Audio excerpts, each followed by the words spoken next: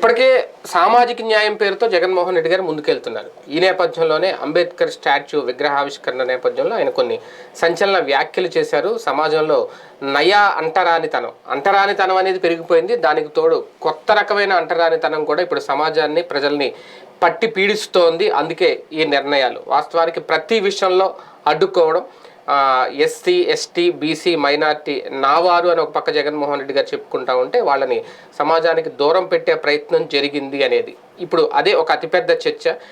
ఎన్నికల కాన్సెప్ట్ అనుకోవాలా, నిజంగా సమాజంలో నయా అంటరానితనం అనేది ఇప్పుడు ప్రజల మధ్యలో ఉంది అని అనుకోవాలా? ఇది అంశం మీద చర్చించే ప్రయత్నం చేద్దాం. ఒక కొత్త అంశం చర్చకు తీసుకురావడంలో కూడా జగన్మోహన్ రెడ్డి గారు స్పెషల్ అనేం అనుకోవాలేమో. ఎందుకంటే దుష్ట చతుష్టయం అనే పదం దగ్గర నుంచి మొదలు పెట్టుకుంటా ఉంటే మారీచులు, తర్వాత ఇలా అంటే ప్రత్యర్థులకు పేర్లు పెట్టడం, సమాజంలో ఏం జరుగుతుంది అనేది ఏదో ఒక సందర్భంలో బయటపెట్టడం. నిన్న కూడా ఆ తరహా కాన్సెప్టేనా నయా అంటరానితనం అంటే, లేదంటే నిజంగా అన్ని బాధలు అన్ని ఇబ్బందులు ఇప్పుడు సమాజంలో ఉన్నాయి, అవి కూడా జగన్మోహన్ రెడ్డి గారి ప్రభుత్వానికి తగలడం వల్ల ఆయన అలా మాట్లాడారు? అంటే దానికి ఆయన పెట్టిన పేరు నయా అంటరానితనం. వాస్తవంగా ఆయన ఇంతకు ముందు చెప్పిన దానికి లేటెస్ట్ వెర్షన్ ఇది. ఏంటది అంటే పెత్తందారులకి పేదలకి మధ్యన పోరాటం, దానికే నయా అంటరానితనం అనే పేరు పెట్టారు ఆయన. అంటే కాన్సెప్ట్ పాతదే, టైటిల్ కొత్తదా? అది కొత్త దేశాలో పాత సారా. ప్రాక్టికల్గా జరుగుతున్నది ఏంటి ఇవాళ? Very simple logic.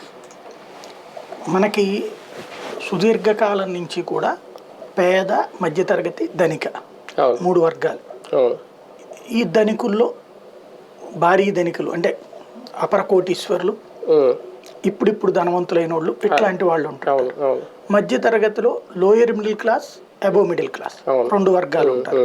Lower middle class అంటే ఎప్పుడు ఆ సంపాదన అంతే, అత్యవసర సంపాదనే అంతే ఉంటారు.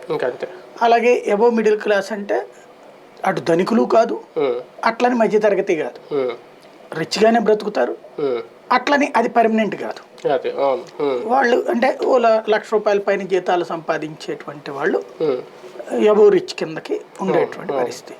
30-40 వేల రూపాయల జీతాలు తీసుకున్నాడు. ఇతను వచ్చాక దాన్ని ఏం చేశాడు? పూర్ అండ్ రిచ్ అంతే రెండే ఉన్నాయి ఇప్పుడు ఆంధ్రాలో. మిడిల్ క్లాస్ను కూడా పూర్లోకి తెచ్చేసాడు, అబోవ్ మిడిల్ క్లాస్ని రిచ్లో వేసేసాడు. ఇప్పుడు రెండే ఉన్నాయి. అంటే ప్రభుత్వ పథకాలు పొందే వాళ్ళందరూ పేదలు, పొందని వాళ్ళందరూ ధనవంతులు. ఇప్పుడు ఈ ధనవంతులైనటువంటి వర్గానికి పేద వర్గానికి మధ్యన ఒక క్లాష్ అన్నటువంటిది ఎవరు చెప్పినా చెప్పపోయినా జరిగిపోతుంది కింద. అదేంటి అంటే ఇప్పుడు మీడియా, సోషల్ మీడియాలో ట్రోల్ కావచ్చు, లేకపోతే ఈ సర్కిల్ అంతా నడుపుతున్నటువంటి వాళ్ళు చివరికి అందులో ఎంప్లాయీస్గా పనిచేస్తున్నటువంటి వాడి బ్రతికేంటి? ఫర్ ఎగ్జాంపుల్ ఒక మీమ్స్ తయారు చేసేవాడు, వాడు కోటీశ్వరుడు అయి ఉంటాడా? లేదు. వాడు ఎవడో ఇచ్చే 25,000 30,000 జీతానికి పనిచేస్తున్నాడు అంతే. వాడు రిచ్చా? కాదు, రిచ్ చేతిలో పావు.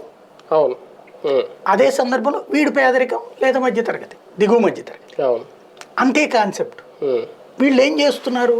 ఇలాగా అంటే మా చేతులలో ఉండాలి వ్యవస్థ. సింపుల్గా అర్థం కావాలంటే ఇదివరకటి రోజుల్లో ఎట్లుండేదంటే మీకు ఆకలేస్తోంది, బాగా ఆకలి వేయాలి, పని ఇంకా చెయ్యి నీకు అనేటువంటి.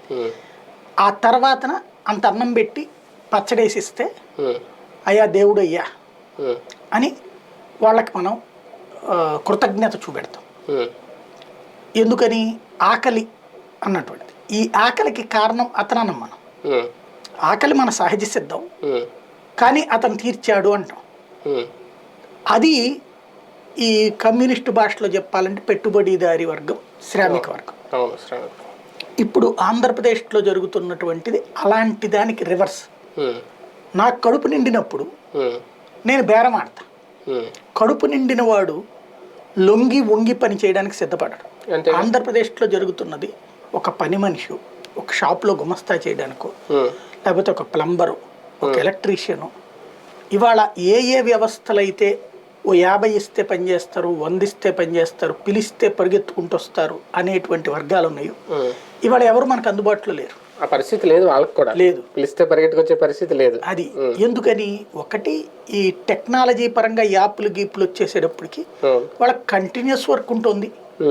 భవన నిర్మాణ కార్మికుల దగ్గర నుంచి చివరికి ఇళ్లల్లో అటెండెంట్లుగా చేసే వాళ్ళకు కూడా ఇప్పుడు మినిమం 20,000 25,000 జీతాలు వస్తాయి. ఒక సాఫ్ట్వేర్ ఇంజనీర్ కుర్రోడు బీటెక్ పూర్తి చేశాక హైదరాబాద్లో జాబ్ కోసం వెళ్ళి 18,000 15 నుంచి 18,000 20,000కి ఒక 5 ఏళ్ళు చేస్తే కానీ అవ్వనటువంటిది వీళ్ళకి స్టార్టింగే 18,000 20,000 తీసుకుంటున్నటువంటి వాళ్ళు ఉంటున్నారు. అంటే ఒక దినసరి కూలీ కూడా ఒక కార్పొరేట్ జీతగాడు అయిపోయాడు. అది దాంట్లో ఈ వర్గం అన్నటువంటి ఈ విధానం నచ్చట్లేదు కార్పొరేట్ వ్యవస్థకి. ఎందుకు వాళ్ళు ఎప్పుడు ఇట్లా 15,000 ఇస్తాం అంటే పెత్తనం చేసే స్కోప్ లేదంటారు. అది ఆ పెత్తనం చెయ్యలేకపోవడాన్ని తట్టుకోలేకపోతున్నాయి. ఇప్పుడు మనకు కనబడుతున్నటువంటిది ఏంటంటే సదుపాయం లేకపోతే జనం తిరగబడతారు. ప్రాక్టికల్గా అయితే అవును పేదలకు సంబంధించి ఇవ్వకుండా ఇస్తున్నానంటే జనమే తిరగబడతారు. ఇప్పుడు జనం తిరుగుబాటు ఏమన్నా ఉందా? ప్రాక్టికల్గా మన గ్రౌండ్ లెవెల్లో చూస్తే నాకు పెన్షన్ అందట్లేదన్నో ఎక్కడో కోటిలో ఒకళ్ళిద్దరికి జరుగుతున్నది. అదేది వాళ్ళ ఇన్కమ్ ట్యాక్స్ రిటర్న్స్ వల్ల దాన్నే హైలైట్ చేస్తున్నారు. కానీ ఇవాళ 60 లక్షల మందికి 65 లక్షల మందికి ఏమో పెన్షన్లు ఇస్తున్నారు. 65 లక్షలు అంటే ఏం ఆషామాషినా 65 లక్షల మనుషులకి ఇస్తున్నారు అన్నటువంటిది. అది ఇవాళ 3,000 రూపాయలు ఇవ్వడం అంటే ఎంత పెద్దదైనటువంటి వర్క్. దానికి తోడుగా ఒక చేయూతనినో ఒక అమ్మ ఒడినినో ఇట్లాంటి ఇచ్చే ప్రతిదీ కూడా పేదవాడిని ఇంటికి టచ్ అయి వెళ్తుంది. అది కూడా ఎవ్వడి వెనకాల తిరగట్లా. ఇప్పుడు ఈ మాటలని మనం చెప్పగానే జగన్మోహన్ రెడ్డి మనకు సూట్ కేసు పంపించారు తొందరగా, ఆ టైప్లో ఉంటుంది. కానీ ఇక్కడ వాస్తవం ఏంటి? దాంట్లో ఎవడన్నా ఎంఆర్ఓ చుట్టూ తిరుగుతున్నాడా, ఆర్డీఓ చుట్టూ తిరుగుతున్నాడా, లేకపోతే కార్పొరేటర్ చుట్టూ తిరుగుతున్నాడా, ఎమ్మెల్యే చుట్టూ తిరుగుతున్నాడా? ఎవడి చుట్టూ తిరగకుండా నీ ఇంటి దగ్గరికి డబ్బులు వస్తున్నాయి. ఈ సిస్టమ్ వలన ఏమవుతున్నదంటే ఒక బిల్డర్ వచ్చి పని చేసుకో రండి మీరు అందరు ఏంది అన్నాడు అనుకోండి, 700 ఇస్తారా లేదా, మేస్త్రికి 900. అలాగే రైతులకు కూడా కోపం వస్తుంది. ఎందుకని? రైతు కూలీలు ఇదివరకు పొద్దున్నే వచ్చి సాయంత్రం దాకా పనిచేసేవాళ్ళు, వాళ్ళ క్యారేజీలు వాళ్ళే కట్టుకుని వచ్చేవాళ్ళు. ఇవాళ రోజున పరిస్థితి ఏంటంటే పొద్దున పూట్ల వాళ్ళు వచ్చితే 11-12 కల్లా వెళ్ళిపోతారు, లేదా పక్కన పడుకుంటారు. మళ్ళీ మధ్యాహ్నం 3 4 పని చేస్తారు, 2 గంటలు చేస్తారు. టోటల్గా ఒక 6 గంటలే డ్యూటీ చేస్తారు. అది కూడా ఇదివరకటంత ఇది లేదు. ఏంటి అంటే వీళ్ళందరికీ కోపం వస్తున్నటువంటిది కడుపు నిండిపోయినాయి, వీళ్ళకి కూర్చోబెట్టి మేపుతున్నాడు అనేటువంటి ఫీలింగ్ వీళ్ళకు ఉంటుంది. ఆ పరిస్థితి చెడగొట్టాలి అన్నటువంటి ఒక పెద్ద ప్రయత్నం జరుగుతుంది. దాన్నే ఈ జగన్మోహన్ రెడ్డి ఆ అంటరానితనం అనేటువంటి కాన్సెప్ట్ని దాని మీదకి తీసుకొచ్చి, అంటే ఈ పెత్తందారీతనం అన్నటువంటి దానికిను పేదవాడికి మధ్యన జరుగుతున్నటువంటి స్ట్రగుల్ అనే దాన్ని ఇంతవరకు చెప్పుకుంటూ వచ్చి జగన్మోహన్ రెడ్డి గారు మాటలు చూస్తే అంటరానితనానికి సంబంధించి సమాజంలో ఒక మంచిని ఆపే ప్రయత్నం. అంటే ఆయన అన్నది మొత్తం అందరినీ ఇప్పుడు ఇల్లు కట్టిస్తుంటే అడ్డుకోవడం అదొక అంటరానితనం, స్కూళ్ళు బాగు చేస్తుంటే అడ్డుకోవడం అదొక అంటరానితనం, ఇంగ్లీష్ మీడియం చదువులు చదివిస్తుంటే అడ్డుకోవడం అదొక అంటరానితనం, ట్యాబ్లు ఇస్తే దాని మీద వికృత రాతలు రాయడం అదొక అంటరానితనం. అంటే ఇవన్నీ కలిపి ఆయన నయ అంటరానితనం అనే పదం వాడారు. దీని వెనకాల అందరూ ఉన్నారు, ఆంధ్రజ్యోతి, ఈనాడు, మొత్తం వీళ్ళందరూ కూడా. అంటే సమాజంలో మార్పా, దానివల్ల ప్రతిపక్షాలకు రేపొద్దున్న ప్రయోజనమా ఈ అంటరానితనం తీసుకురావడం వల్ల? ఏ రకమైన ప్రయోజనం? అంటే ప్రాక్టికల్గా ఇది ఆయన అసలు పదం వాడకుండా అది వాళ్ళకి అర్థం అవడం కోసం ఆ పదం వాడారు. అది మీడియా మాఫియా, మీడియా మాఫియా అని వాడాలి. కానీ ఆ మీడియా మాఫియా లాంటి పదాలు పేదలకి దళితులకి అర్థం కాదు కాబట్టి అందులో వాళ్ళ దాన్ని పట్టించుకోరు. ఆడెవడో మాఫియా అయితే మనకెందుకని, వీడు మీ కడుపు కొడుతున్నాడు అని చెప్పి వాళ్ళని ఈ వర్గంకి సంబంధించినటువంటి ఉద్దేశాన్ని వాళ్ళకి ఎక్స్ప్లెయిన్ చేసే పని చేసుకొచ్చారు ఇక్కడ. ఎందుకు అంటే వాళ్ళ ఇళ్లకి సంబంధించినంత వరకు ఖచ్చితంగా పూర్తి అవ్వడానికి ఇంకా టైం పడుతుంది. నాకున్న లెక్క ప్రకారం, నాకున్న అవగాహన ప్రకారం 8 లక్షలు ఇళ్ళు అయినాయి ఇప్పటికి.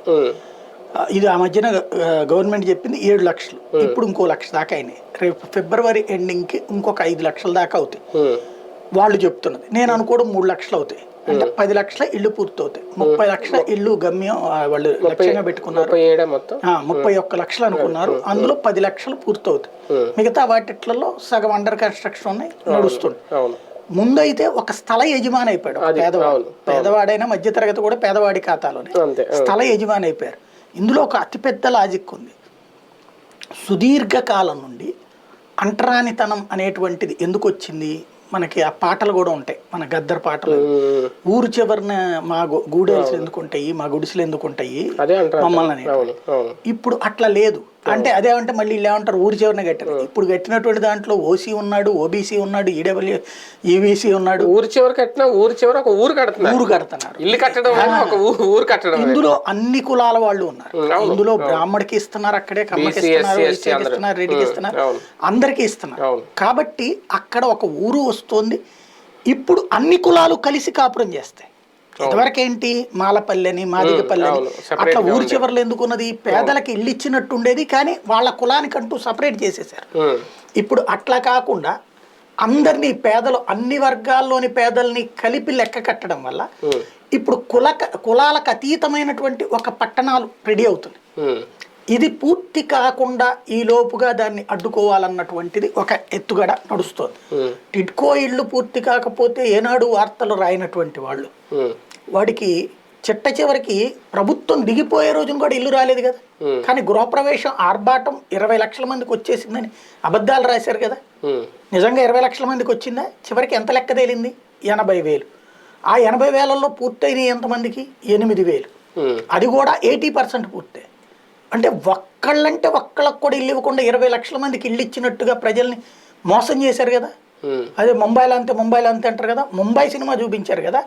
పక్కాగా టిడ్కో ఇళ్లలో ఒక్కళ్ళు కూడా గృహప్రవేశం చేయకుండానే 20 లక్షల మంది ఇళ్లలో ఉన్నారు అని భ్రమ కల్పించడం అనేది ఎంత పచ్చిదగా. రెండవది, ఇవాళ అదే స్కూళ్ళకి సంబంధించి జన్మభూమి అనేటువంటి ఒక పథకం పెట్టి ఎక్కడో ఒక ఎన్ఆర్ఐ వచ్చి ఆ ఊర్లో, తను పుట్టిన ఊర్లో ఒక స్కూల్కి ఒక 5 లక్షలు 10 లక్షలు పెట్టి ఓ బిల్డింగ్ కట్టించిస్తే అతని పేరు, అతని తాత పేరు, అతని నాన్న పేరు పెట్టడానికి దాని గురించి పెద్ద పబ్లిసిటీ ఒక 3-4 నెలలు ఆ కథంతా నడిచేది. ఇదివరకు జన్మభూమి కింద కట్టేస్తున్నారా, సూపర్ రా అని. అట్లాంటిది అసలు ఇవాళ ఎవడి జేబులో నుంచి 10 పైసలు లేకుండా కేంద్రం ఇచ్చే సర్వశిక్షా అభియాన్ నిధులకి రాష్ట్ర ప్రభుత్వ నిధులు యాడ్ చేసుకుని కట్టినటువంటి నాడు నేడు అన్నటువంటిది అసలు ఊహిస్తారా? ఇట్లాంటి 1 కాదు 2 కాదు, 100ల కొద్ది 1000 కొద్ది దీంట్లో అండర్ కన్స్ట్రక్షన్ చూపించేసి ఏమీ లేదు అనేది, లేదా ఇంకా పూర్తి కాని దశలో వాటిని చూపించి ఏమీ లేదని నమ్మకం కల్పిస్తుంది. ఇదివరకు అమరావతి సింగపూర్ అయిపోయిందని నమ్మకం కల్పించారు. ఇప్పుడు బాగుపడ్డ ఊళ్ళని బాగుపడలేదని చూపిస్తున్నటువంటి వైనం ఏదైతే ఉందో, ఇట్లాంటి తప్పుడు ప్రచారాలతో, అంటే ఇది ఎట్లా ఉంటుందంటే, మైండ్ గేమ్ ఎట్లా ఉంటుందంటే, ఫర్ ఎగ్జాంపుల్ ఇప్పుడు నేను ఉన్నాను సింగనగర్ నుంచి రోజు ఇదివరకు ఏపీ 24/7 రన్నింగ్లో ఉన్నప్పుడు బెంచ్ సర్కిల్ దాకా పోయేవాడిని. దారిలో గుంటలు అక్కడక్కడ చెయ్యి జాగ్రత్తగా తీసుకునేవాళ్ళం, వెళ్ళేవాళ్ళం. ఆ సిద్ధార్థ కాలేజ్ దగ్గర రోడ్డు డ్యామేజ్ ఉండేది. ఈవెన్ మా సింగనగర్లో రోడ్డు మీద కూడా గుంటలు పడుతుండేది. మళ్ళీ అప్పుడప్పుడు దాని మీద తారేసేవాళ్ళు, మళ్ళీ పడుతుండేది, నడుస్తూ ఉండేది. ఇప్పుడు దాంట్లో వేసేసారు, రోడ్డు బాగానే ఉంది. అట్లాగే 1 టౌన్ వెళ్తే రోడ్డు బాగానే ఉంది, చిట్టినగర్ రోడ్డు చక్కగా ఉంది. ఈవెన్ సిమెంట్ రోడ్లు కూడా పడ్డాయి చాలా రోడ్లకి. ఇవన్నీ చూస్తున్న నేను బాగానే ఉంది కదా అని అందామంటే నాకు టీవీలో ఏం కనబడుతుంది, పేపర్లో ఏం కనబడుతుంది, ఎక్కడో గుంటలతో బస్సు కింద పడిందో ఇదో కనబడుతుంది. అప్పుడు నేనేమనుకోవాలి, ఎక్కడ చేసి అక్కడ అంతా చేయలేదనుకుంటా దరిద్రుడు అని అనుకోవాలి. అంటే ఒక నెగిటివ్ని మనకి ఫ్లాష్ అవ్వడం చాలా సులభం. అంటే ఈ తృప్తి మనం ఆస్వాదించలేనటువంటి పరిస్థితిని కల్పించడం అన్నటువంటిది ఇక్కడ జరుగుతుంది. మన కళ్ళెదురుగుండా భోజనం ఉన్నా సరే ఆడికి చూడు, అప్పుడు ఎవడన్నా వచ్చి ఆకలితో అలమటించిపోతున్నటువంటి అనాథల గురించి నీకు తెలుసా అంటూ ఉపన్యాసం ఇచ్చాడు అనుకోండి, మనం తినేదానిలో తృప్తిగా తినలేం. ఆ విధమైనటువంటి ఫీల్ని క్రియేట్ చేయడం. కళ్ళ ఎదురుగుండా జరిగిన నాడు నేడు స్కూల్లో, కళ్ళ ఎదురుగుండా వచ్చినటువంటి హాస్పిటళ్ళు, ఒక దాన్ని ఏమంటాము, మన ఈ ప్రాంతాల్లో వచ్చేటువంటి ఆర్ఎంపీని దేవుడుగా భావించే, ఆర్ఎంపీ పెట్టేటువంటి ఒక చిన్న గదినే గొప్పగా భావించే రోజుల నుంచి మన ప్రాంతానికే వచ్చినటువంటి వైద్యశాల కేంద్ర ప్రభుత్వము ఉంది, దాంట్లో ఆయుష్మాన్ భారత్ కింద రాష్ట్ర ప్రభుత్వం ఉంది. చక్కగా దాన్ని అమలు చేశారు. అంటే ఇదేదో వదిలిపడేయకుండా అమలు చేశారు. అమలు చేసిన దానివల్ల ఇవాళ ఆర్ఎంపీ దగ్గరికి వెళ్లకుండా ఎంబీబీఎస్ చేసినటువంటి వాళ్ళే విత్ టెస్టులతో సహా ఫ్రీగా అక్కడ చేసి పెడుతున్నారు కదా. ఇలాంటి వాటిని అసలు ప్రజలకి తెలియజెప్తున్నదా మీడియా? అంటే ఫస్ట్ చెప్పాల్సినటువంటిది ఆ సదరు ఇన్ఫర్మేషన్ వాళ్ళకి, పబ్లిక్. అరే నీ దగ్గర ఉన్నటువంటి మెడికల్ సెంటర్లో చూడరా ఇట్లాంటి ఫెసిలిటీస్ ఉన్నాయి, నీ స్కూల్లో ఇట్లాంటి ఫెసిలిటీస్ ఉన్నాయి చూడరా అని.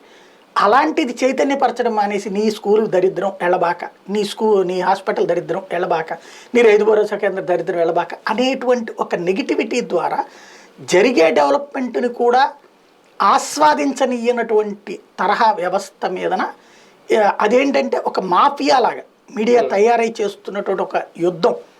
వీళ్ళు ఒక యజ్ఞం చేస్తున్నారు, వార్తా యజ్ఞం. ఏంటంటే ఒక ప్రభుత్వాన్ని దించేయటం, ఇంకొకళ్ళని తమకు నచ్చిన వాడిని అధికారంలోకి తీసుకురావడం. ఈ యజ్ఞం చేస్తున్నటువంటి వాళ్ళు ఇక్కడ విశేషం వల్ల ఏంటంటే నిజాయితీతో కూడిన యజ్ఞం కాకుండా సాధారణంగా ఒక మంచి పని చేస్తానికి యజ్ఞం చేస్తారు, అప్పుడు రాక్షసులు వచ్చి చెడగొడుతుంటారు. ఇక్కడ రాక్షసులు యజ్ఞం చేస్తున్నారు, మంచి జరగటానికి వీల్లేదు.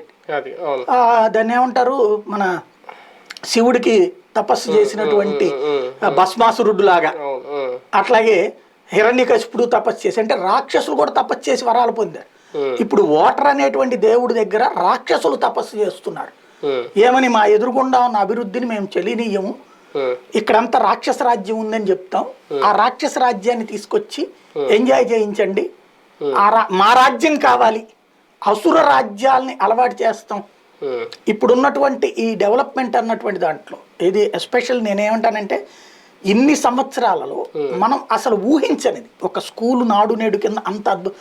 ఎందుకంటే జన్మభూమి వాళ్ళు రోడ్లు వేసినప్పుడు ఇదే దాన్ని ఏమంటాం, జన్మభూమి పేరుతో రోడ్లు వేపించారు, కొన్ని నరేగా స్కీమ్ డబ్బులు పెట్టేసేసి రోడ్లు వేపించారు. ప్లస్ అదేమంటే అక్కడ ఎవడో స్పాన్సర్ చేశాడని చెప్పేవాడు, అది కాంట్రాక్టర్లే ఆ యాంగిల్లో చేసుకొచ్చేవాడు. అట్లాగే స్కూల్ బాగుపడ్డ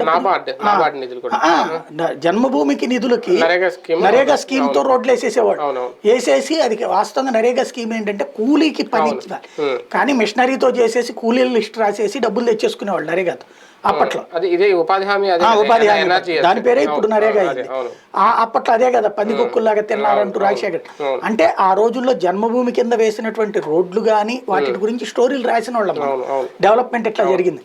ఇవాళ అంతకంటే ఇక్కడ ఖర్చేమీ లేకుండా ప్రజలతో డైరెక్ట్ గా పెట్టుబడి పెట్టించకుండా, అంటే స్పాన్సర్షిప్ లేకుండా స్కూలు లేకుండా హాస్పిటల్ వస్తుంటే మనం ఒక ట్రస్ట్ ఆధ్వర్యంలో నడుస్తున్న హాస్పిటల్ గురించి కూడా నేను హైలైట్ చేస్తుండేవాడిని. ఎందుకు, జనానికి తెలియాలి ఉచిత సేవ ఇక్కడ అందుతోంది అన్నటువంటి విషయం.